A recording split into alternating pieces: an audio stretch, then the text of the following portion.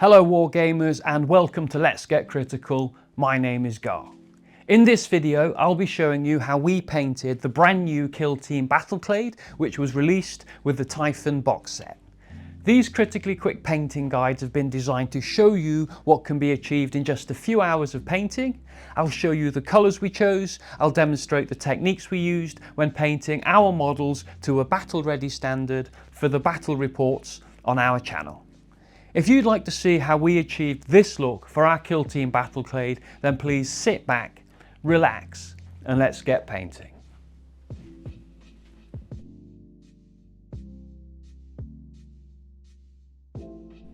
The first colour I'll be using is a Citadel base colour and it's called Grey Seer.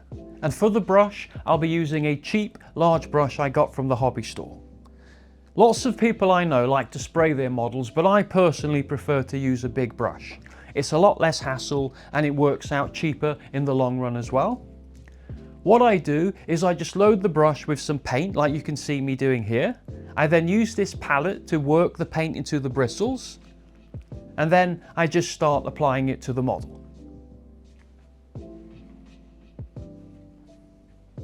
The first thing I do is use the length of the bristles to get the paint down into all the recesses and into the deep nooks and crannies.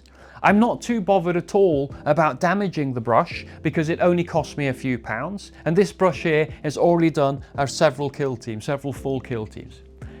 After I have applied my paint into the deepest and the most awkward parts of the model, I then start using the bristles to spread the paint around using large circular motions, and I just keep doing this for about a minute and then I wait for the paint to go completely dry. Next, I load the brush with some more paint. Now I dab the colour onto the areas that didn't get covered very well last time and they still have patches of the grey plastic showing through. After I've dabbed the paint onto those areas, I just start spreading it around again in large circular motions for about another minute. Priming models with a brush is a lot less hassle compared to using a spray can or an airbrush, and it works out a lot cheaper, and this has literally only took me a few minutes to paint. This is what the model looks like after being primed in Grey Seer and left to go completely bone dry. And now it's time to move on to the next colour.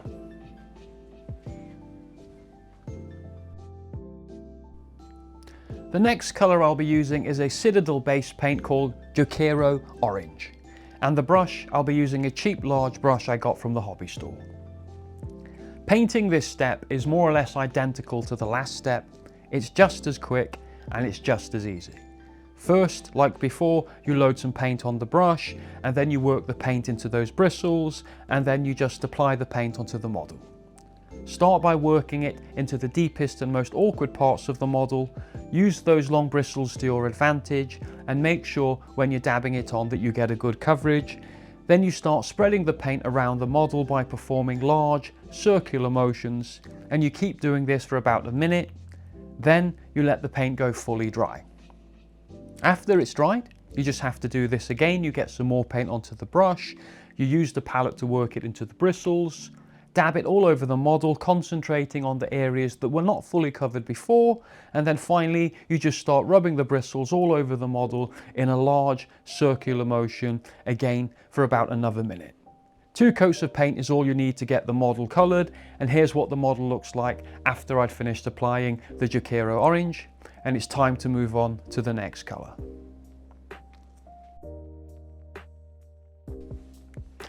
The next colour I chose was a Citadel layer paint called Fire Dragon Bright, and for the brush I used the Citadel small dry brush. I'm not sure if any of you people or anyone watching has watched any of my other painting videos, but I love to dry brush and I think it's definitely one of the best and the most effective techniques you can learn when painting. I'm going to quickly guide you through how I did it on this model. The first thing you need to do is get some kitchen towel or a cloth, and you'll need this to wipe paint off the bristles of the brush. But next, we need to make sure that the brush is clean and dry and ready to use. And then we need to add a tiny amount of paint onto the bristles of the brush, just like this. Just a tiny piece like this. We then need to use the palette to work the paint into the bristles, and then you use the kitchen towel to remove most of that paint, and then you're ready to start dry brushing. When applying the paint, you just gently and carefully flick the end of the brush over the areas of the model that you want to highlight with the dry brush colour. Here I'm targeting all of the clothing on the model. I'm concentrating on areas like the cloak here on his head, and then I'm going to move over to the gloves and the sleeve. And then after this, I'm going to concentrate on the rest of the overcoat that he's wearing. The great thing about dry brushing is you don't have to be too afraid of getting paint on any other parts of the model, because we'll be painting over them in later parts of the video. And you can hopefully see already that the Fire Dragon bright colour is really making those areas pop and bringing out all of their details. Dry brushing is not only incredibly effective at highlighting, but it's also super quick as well. This has literally taken me about 3 minutes, and it only needs a few minutes to go dry. Here's what the model looks like after the dry brush. I think it's already starting to look brilliant, and now it's time to move on to the metallic paints and let the fun continue. The next colour I chose is a Citadel base paint called Retributor Armour, and I'll be using the Regiment brush from the Army Painter. I've now switched to using my Army Painter wet palette.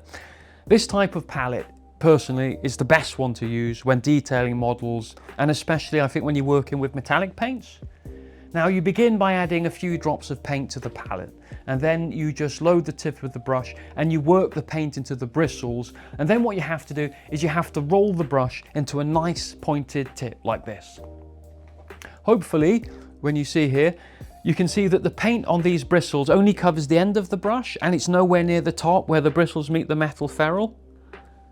Now, another thing you have to be careful of is when you're applying the paint, it's best to use very small and very carefully controlled brush strokes. You have to keep adding paint to the area that you're painting bit by bit, and you need to build up the colour slowly. And then, when the tip runs dry, you load more paint from the palette onto the tip of the brush, and then you roll the tip of the brush, and then you just carry on painting, and you build up the colour very slowly, and once you've covered the area that you're painting, you move on to the next one. I painted the backpack first and then moved on to this mechanical arm that's attached to it. After I'd done the arm, I then moved over to the weapon system, which he's holding in his left hand, and then over to the scanning device in his right hand. This arm is also like robotic, so I carried on and I painted all of the arm in as well. Now after I'd moved that, I moved over to the chest cuirass and the piece that's hanging down from his waist.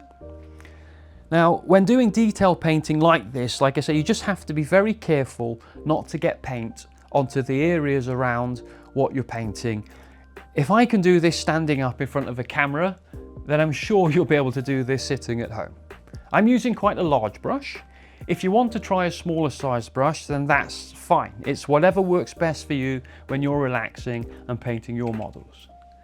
After this, I switched to the Insane Detail brush from the Army Painter.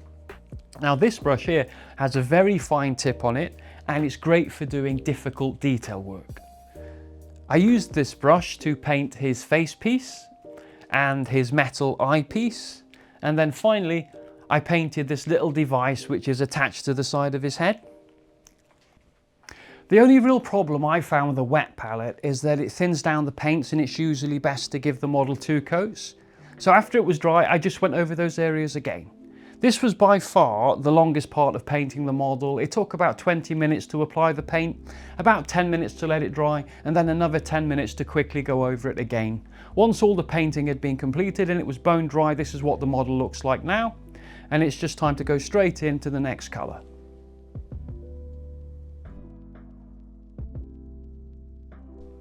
The next colour I'll be using is a Citadel base paint, and it's called Leadbelcher, and for the brush I'll just carry on using the Army brush from the Army Painter. Leadbelcher is one of my favourite paints from Citadel. I want to add this metallic colour to some parts of the model to stop it looking dull and boring, and to add some variety to the model. There's not much to demonstrate here. It's the same wet palette and the same brush as in the last steps, using the same techniques. I'll just quickly show you the parts I painted in this colour. First, I painted all of these pipes that were serrated. I started with this pipe hanging down on his backpack. Because these pipes are serrated and you can see all the grooves and the recesses in them, I tried my best to just apply a very thin layer of paint so it doesn't cover all of those details on this model. Then I moved on to the pipe here connecting his backpack to the weapon system. I'm not using too much paint. Again, I'm using the wet palette to keep the paint thin because I want to save all those brilliant details so they still look great when I come to shade them later. The next pipes to paint were these pipes here around his shoulders and his neck.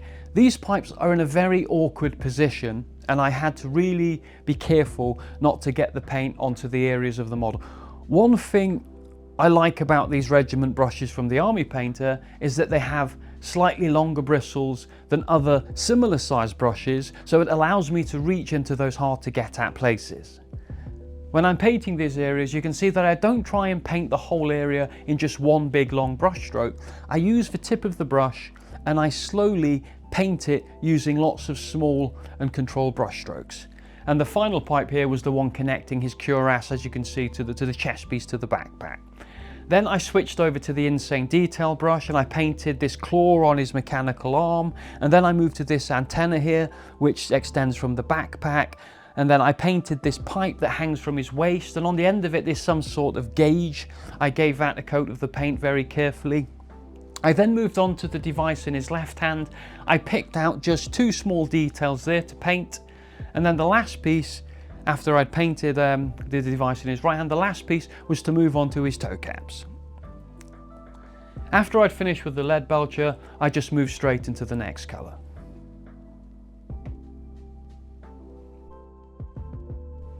The next colour, it's a Citadel layer paint called Sycorax Bronze, and for the brush I'll just carry on using the Insane Detail brush from the Army Painter. This is the final metallic colour I'll be using on this model. First, I just went to paint the barrel of this weapon system here. Then I painted the body of this claw on the arm attached to the backpack. Then I moved on to painting his face. I wanted to make it look like he was wearing some sort of mask. Then a piece of his scanner in his left hand, I decided to just carry on, paint that.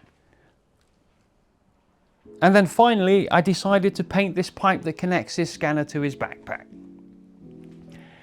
After the Leadbelcher and the Sycorax Bronze were finished, I waited until they were bone dry and went back over those areas again to give them a second coat where it was necessary. Now it's on to the last step. This is one of the last colours I'll be using on the model, and it's a Citadel base paint called Averland Sunset, and for the brush I'll just carry on using the Insane Detail brush from the Army Painter. What I decided to do right at the end is to paint these tubes that wrap round this side of his body. Now I thought this yellow colour just ties in lovely with all the other colours. It didn't take long to paint these, and after I'd finished, again I let them go dry. I gave them another coat and then just moved on, to painting the base. But here's what the model looks like now after all the colours have been applied.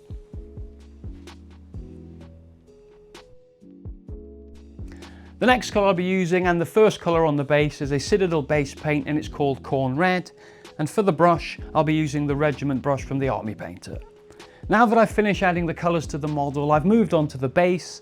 The first step was to give the whole base a coat of this Khorne Red colour. I went quite thick with this colour because I'm only going to paint over it afterwards anyway. I just loaded paint straight from the pot, smeared it over until it was fully coloured, and then moved on to the next colour. The next colour I'm using is a Citadel technical colour and it's called Martian Ironearth. And for the brush I'll be using a cheap brush I got from the hobby store. When I use these technical paints, I always choose to use a cheap synthetic brush because I find them to be quite destructive to the natural bristles on a good brush. Now, I got a pack of these De La Rowley brushes from a store for literally just a few pounds. This step is really easy. I gave the whole base a very light coat of the technical paint, I let it dry, and then just moved straight on to the next colour. And the colour up next, it's called Abaddon Black. I used the Regiment brush here, like I did in other video clips. It's just super quick step. All I did was to paint around the base before I moved on to the shading. I intend to come back and I intend to add more technical paints and more bits onto this model in its base. But here's what the model looks like now. And after this, it's time to move on to the shade paints.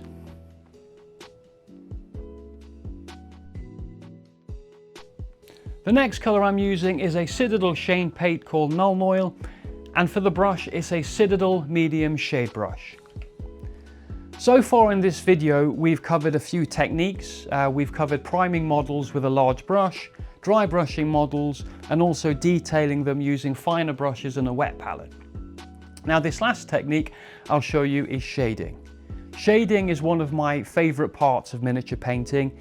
It's great for hiding all of those tiny imperfections, and it mutes and ties all the colours together and gives the model a feeling of depth and dimension. The first step when shading models is to give the model a liberal coat of the shade paint. You want to dab it over all the model and then use the brush to spread it round to form an even layer of the paint all over the whole model.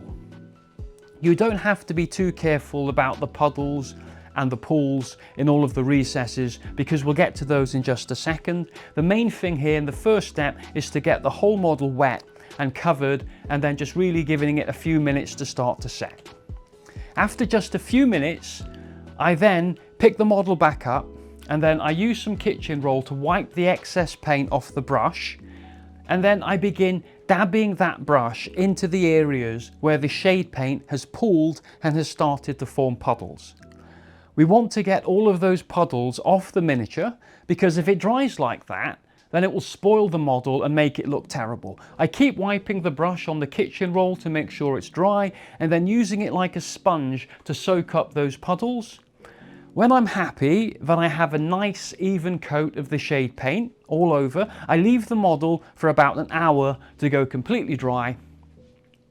And this is what the model looks like when it's completely dry. After I'd finished this, I then moved on to the steps needed to finish the base.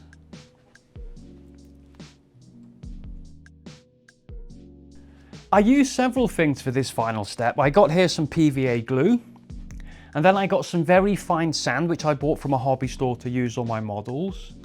And then again I'm using a cheap synthetic brush like I did in one of the other clips. First I needed to coat the base of the model with the PVA glue, and I found that when using these technical paints from Citadel, they leave the best results when cracking if you coat the base with PVA glue first. After I had applied the glue, I then sprinkled over a very fine layer of the sand. This is done to help add some texture, and then when the technical paint dries and starts to crack, it actually shows through and looks brilliant. When the base was bone dry, I then returned to the Martian Ironearth technical paint. This time though, I'm going to add quite a lot of it to the base, and I'm going to smear it all over. I mean, look how much is on the brush. It has to be thick and chunky like this.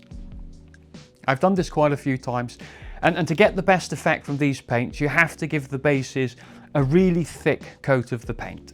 Another thing you should do is make sure that the room is very warm while the base is drying. Some people use a hairdryer to speed up the drying process, but I just left mine outside in the sun because it was 29 degrees outside on a hot summer's day. Next, I used some Stormshield technical paint. I gave the base a super thin coat of this paint just to protect the cracked surfaces, which can peel off and tend to be frail. And then finally, I just got out the Abaddon Black again, and one final time I just went round the rim of the base, and that was it. When the model was finished, bone dry, here's what it looks like now.